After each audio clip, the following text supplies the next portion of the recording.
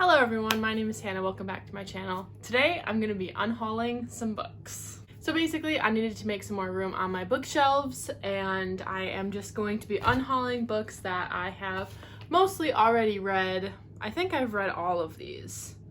Maybe. We'll see as I go through them. But I'm just getting rid of the ones that I know I'm probably not going to reread, or that I didn't like them when I read them. Some of them might be just like a DNF, so I didn't finish them, but there's a lot here.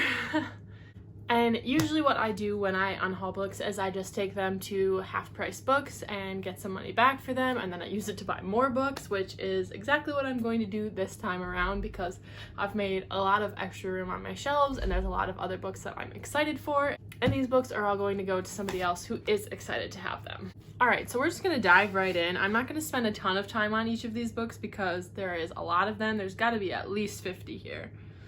So, first one up is The Song of Achilles by Madeline Miller. I liked this book. I didn't love it. It was okay. I'll never reread it. And I just know that somebody else is going to be really excited to find this in a half-price books, and I'm ready to pass it along. Next up, I have Little Women by Louisa May Alcott. This is like the Little Puffin in Bloom edition. I just know that I'm never going to reread this book. I liked the movie better, which I know is not great to say, but it's the truth. So yeah, I'm getting rid of that. I'm getting rid of We Are the Ants by Sean David Hutchinson.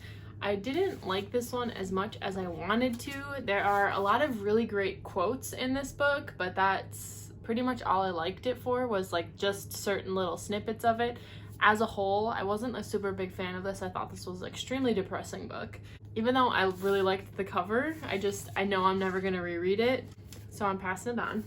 I'll also be getting rid of my Truly Devious series. I'm not gonna reread them. I really enjoyed them when I read them the first time, but it's kind of like once you know the answer to a mystery, they're not as fun to read the second time, and I just think that somebody else will enjoy these books a lot more, especially if it's their first time reading it, and they're all in the nice hardcover editions, so ready to pass those on. Next up, I have two Sarah Addison Allen books. The first one is First Frost. This is a companion sequel to Garden Spells, and it follows the little girl or the daughter that's in Garden Spells. And this one was good. It doesn't match the size of Garden Spells, so it looks kind of weird on the shelf. I know that's like a very superficial thing to not like about it, but I just feel like I can find this book that matches better, because every time I see this I just get like annoyed with it. I did like this book, but yeah, like I said, I just got this used somewhere, and I know I can find the copy or the edition that matches Garden Spells, so I'm getting rid of this copy. And I'm also getting rid of The Girl Who Chased the Moon. This one wasn't my favorite from Sarah Addison Allen. I just thought this was okay, kind of boring. I won't reread it. Moving on. I'll be passing on The Book Charmer by Karen Hawkins. I wasn't a super big fan of this book. I feel like it wasn't advertised correctly. It basically, it's called The Book Charmer, so you think that it would follow The Book Charmer, but the person who's the book charmer is like a side character that gets very little on-page appearances, which was kind of annoying. And we follow this random person moving into a town. I don't know. I just was annoyed because I was expecting more magical realism from this, and it didn't deliver. I'll be getting rid of my copy of Peter Pan by J.M. Barrie. I have never read Peter Pan before, so I thought I'd give it a shot after I read Peter Darling, which is a retelling, which I really liked, but I'd watched the Disney movie Peter Pan, but this was just not great. I don't know, it's just dated. It's just not for me. I'm also getting rid of The Humans by Matt Haig, similar to We Are the Ants. There's a lot of good quotes about humanity in this, but I just kind of feel like I don't need to keep a book just so that I can flip through and look at specific quotes. I don't know. This one just didn't make the cut. I don't need this one. I feel like I don't have a lot of good reasons. I mean, I do have good reasons to get rid of these, but they're all the same reasons. The next one is The Midnight Library by Haig, so another Haig book. I didn't like this one very much. I thought it was really, really repetitive, and it was getting a ton of hype. And I liked the message, but I feel like the point was made in about 100 pages, and then the rest of it was just like, okay, we get it, we get it, we get it. Just get to the point. You've made it already. Just get there and be done with it. And I just didn't like how this book dragged on because it was so repetitive. So I think somebody else will be excited to get that one. Next up is Little and Lion by Brandy Colbert. I read this one a few summers ago, I think, and it's kind of just a forgettable book to me. I just feel like somebody else will get more enjoyment out of it, and I don't really need to keep it. So I guess now I have some poetry books that I'm getting rid of. I have To Make Monsters Out of Girls and To Drink Coffee with a Ghost by Amanda Lovelace. I prefer Amanda Lovelace's, what's it called? Women or Magic or something like that. The princess saves herself in this one and all of those. I like those ones better than I liked these, and I just don't feel like I need to keep these, even though I love the aesthetic of them, but I'll just never read these poems again, so somebody else can get better use out of those. Then I have Milk and Honey by Rupi Kaur. Same thing, I'm just not going to read these poems again. Once was enough. The Sweetest Kind of Poison and Poems for the End of the World by Katie Wismer. Katie Wismer has a booktube channel called Kate's Book Date, and she's an author of a few fiction novels, like young adult fiction novels, but these are her 2 poetry books, and I did like them when I was reading them, but like same thing, I'm not gonna read them again. So I feel like somebody else will be happy to get these. And then the last poetry book is I Am Not Your Final Girl by Claire C. Holland. These are poems that kind of follow the final girls in horror movies, and I feel like if I had seen more of these horror movies, I would have liked this a lot more. I did like it, but like I'd only seen like maybe 3 of these horror movies, and the ones that I did see before reading this, I liked those poems the best because I understood them. So yeah, I think I would have liked this more if I would have seen more of these horror movies, but that's that. I'll be getting rid of Moxie by Jennifer Matthew. I really liked this one when I read it, but I'm kind of ready to let this one go. I think it'll make a difference in a younger reader's life.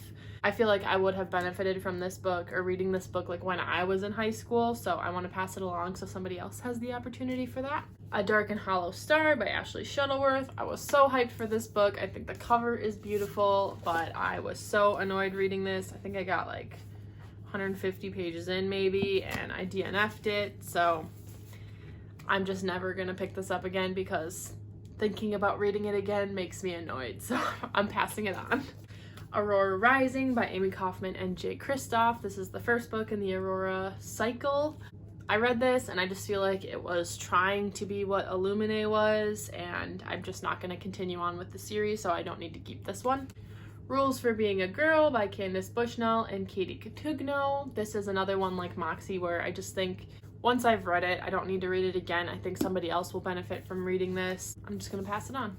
Next up is All We Ever Wanted by Emily Giffin. I really liked this book when I read it. I read it because of Gabby from Gabby Reads.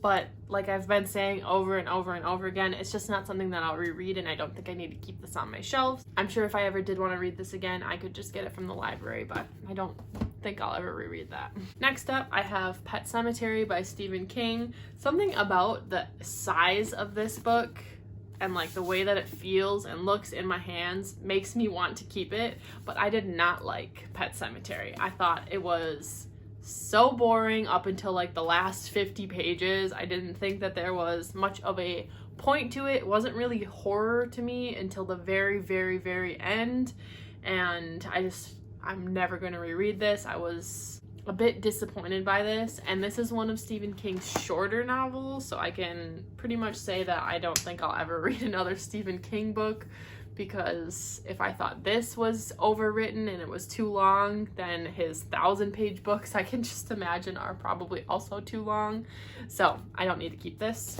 I'm also going to be getting rid of Then She Was Gone by Lisa Jewell. I really liked this book, but I don't know. Once you read it once, you don't really need to read it again. Once you know the twist, it's less like page turning, and I just don't see myself picking this up again. I think somebody else would be happy to have this and find it for cheap at a used bookstore. Same with The Girl on the Train by Paula Hawkins. Once you know the twist, it kind of defeats the purpose of picking it up for a reread, and although I did really love this book, I just don't see myself wanting to do a reread. Dusk or Dark or Dawn or Day by Seanan McGuire. This is one of Seanan McGuire's novellas. It was good, but I'll never reread it, and I just feel like somebody else is going to really appreciate it more than I will, and I've already got all of Seanan McGuire's Wayward Children books, which I like more, and I will reread more, and I just don't need this on my shelves. The Deep by Rivers Solomon. I read this book, I think last year, and I loved it. It was great. It's a little novella. I think that somebody else will find this and be really excited to find this, and so I'm passing it on because I don't need it on my shelves anymore. I'm also just gonna go ahead and unhaul The Grace Year by Kim Liggett. I picked this one up super recently because Jan from Jan Agaton was reading it and said it reminded her of The Handmaid's Tale, and so I was super curious to read it, and I got like 160 pages in or something, and I was so annoyed with the main character, and it reminded me a lot of like Lord of the Flies, like a fight for survival kind of thing, and I just wasn't about that, and I just don't see myself picking this up again, so I'm gonna unhaul it. A Discovery of Witches by Deborah Harkness. I did enjoy this book when I was reading it. It's basically like an adult Twilight, if I'm being honest. It was very insta-lovey, and not just like insta-lovey, but like their relationship just gets so intense so fast, and I just wasn't about that, and I don't really see myself picking up another 500-page book in this series because I'm okay to just leave it at what it's at. Then I have Season of the Witch by Sarah Reese Brennan. This is a prequel novel to the show Chilling Adventures of Sabrina, and I liked the show better. I don't feel like this was super necessary. I didn't like how some of the characters were written in this. They felt very different from how I see their character, and yeah, I'm passing it on.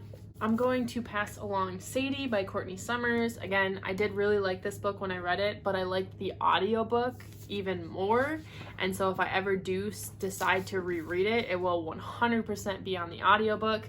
This book has like a podcast element to it, and the audiobook narration is just done super well with it, so if I ever decide to pick this book up again, it will be on an audiobook. Next up, I have A Song Below Water by Bethany C. Morrow. This book is so beautiful that I don't want to let it go because I want to keep it on my shelf because it's so pretty, but I need to make room, and I wasn't like a huge fan of this book. I was confused a lot throughout it. I kept getting the two girls mixed up, and like the different mythological sea creatures, like the difference between sirens and mermaids, and I don't know. I was just kind of confused. And yeah, I just feel like, again, somebody else will find this and be really excited about it, and I would rather that than have it sit on my shelf just to look pretty. Next up, I have a few graphic novels that I will be letting go. The first one being Snot Girl Volume 1, Green Hair Don't Care.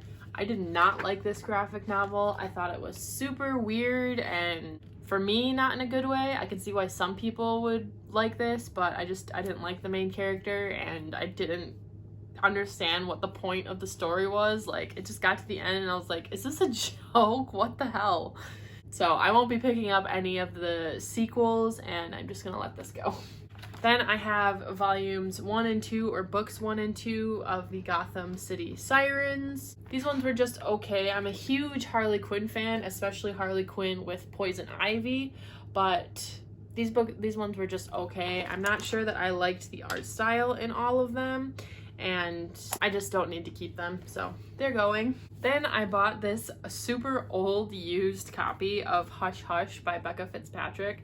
This was one of my favorite series when I was in high school, and I thought that I was gonna do a reread of it, but I feel like I'm just content to leave this book in the past and have like the nostalgia of it without rereading it, because I feel like if I did read this book now, I probably wouldn't like it as much.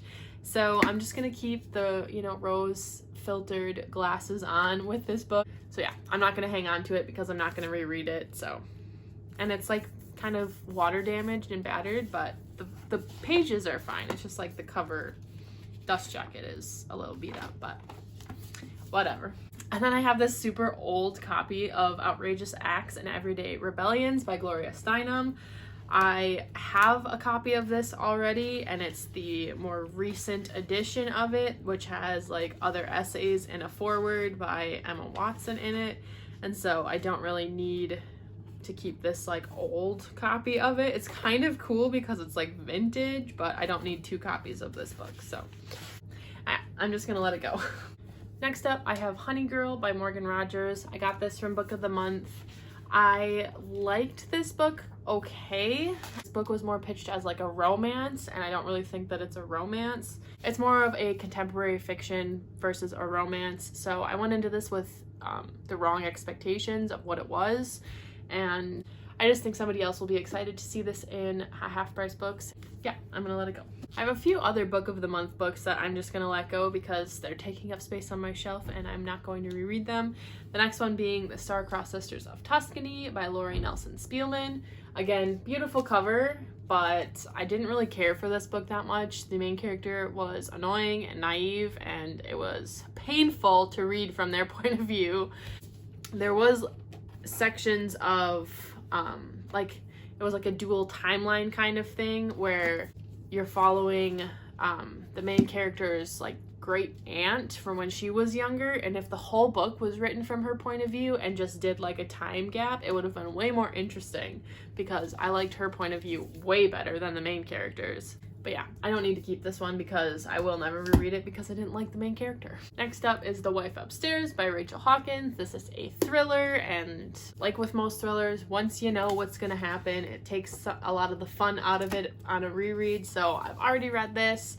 I liked it, but I won't reread it, so I don't need to keep it. Same with The Survivors by Jane Harper. I won't reread this.